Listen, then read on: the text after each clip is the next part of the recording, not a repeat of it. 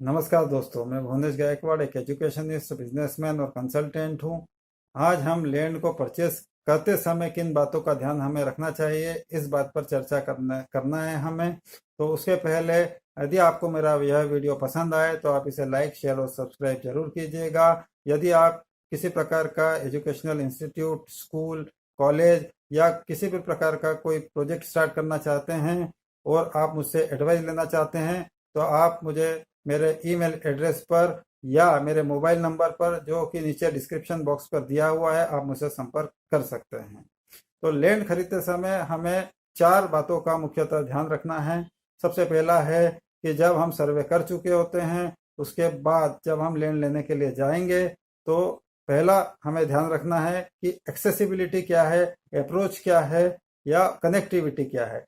तो सबसे महत्वपूर्ण बात है कि जिस लैंड को हमें खरीदना है या परचेस करना है, उससे संबंधित उसकी जो दूरी है या कनेक्टिविटी है, वो एयरपोर्ट से, रेलवे स्टेशन से, बस स्टैंड से, या जो जो हमारे स्टूडेंट हैं या जो हमारे कस्टमर्स हैं, वो उनकी अप्रोच उस लैंड तक कहाँ तक है, कितनी डिस्टेंस पर वो लैंड है, जो कि हमारे कस्टमर से वो इजीली अप्रोचेबल होना चाहिए।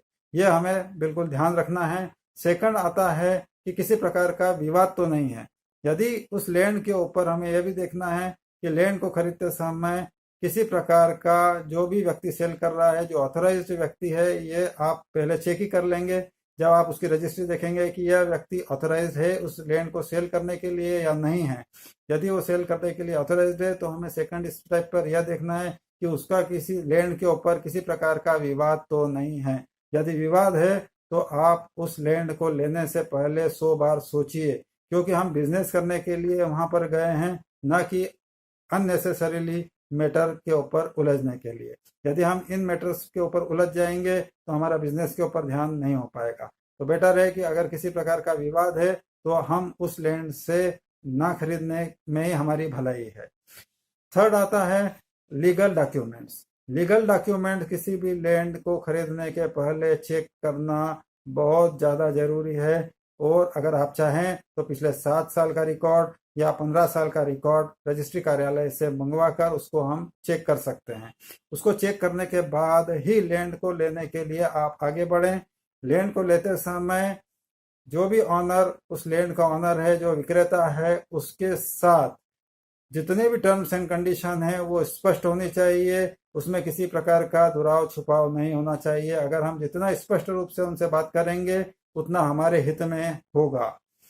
फोर्थ होता है और खास है कि मैपिंग। जो भी जिस लैंड को हमको खरीदना है उसकी मैपिंग करना जरूरी है।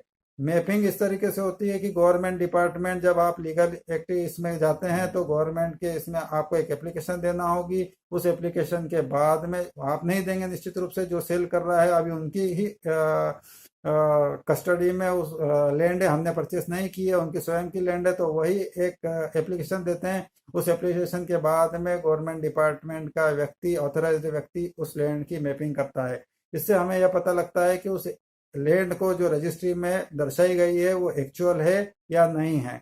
उसका आसपास किसी भूमि या लैंड ऑनर के साथ में जो भी आसपास है, उस लैंड के आसपास उन उन लैंड ऑनर से भूमि मालिक का किसी प्रकार का कोई विवाद तो नहीं है। यदि विवाद नहीं है और लैंड बिल्कुल क्लियर है, और जब मैपिंग से ही इस बात का पता लगेगा। जब मैपिंग होगी तो लैंड ऑनर को आप जरूर से रिक्वेस्ट कीजिए कि अगर फेंसिंग नहीं है उस लैंड के ऊपर तो आप पिलर लगा दिए चारों तरफ, ताकि भविष्य में हम उसकी फेंसिंग, लैंड की फेंसिंग कर सकें। विदाउट फेंसिंग किसी भी प्रकार का प्रोजेक्ट हमें स्टार्ट करना ही नहीं है। जैसे हम लैंड परचेस करेंगे वैसे ही सबसे पहला काम उसकी फेंसिंग करना है, किसी भी प्रोजेक्ट को स्टार्ट करने से पहले। तो इन चार पिलर्स के ऊपर हमारा लैंड के परचेसिंग डिपेंड करती है। और उसके बाद जब ये चारों चीज़ें क्लियर हो तभी आप लैंड को परचेस करने के लिए जाएं, आगे बढ़ें, वो लैंड को परचेस कीजिए।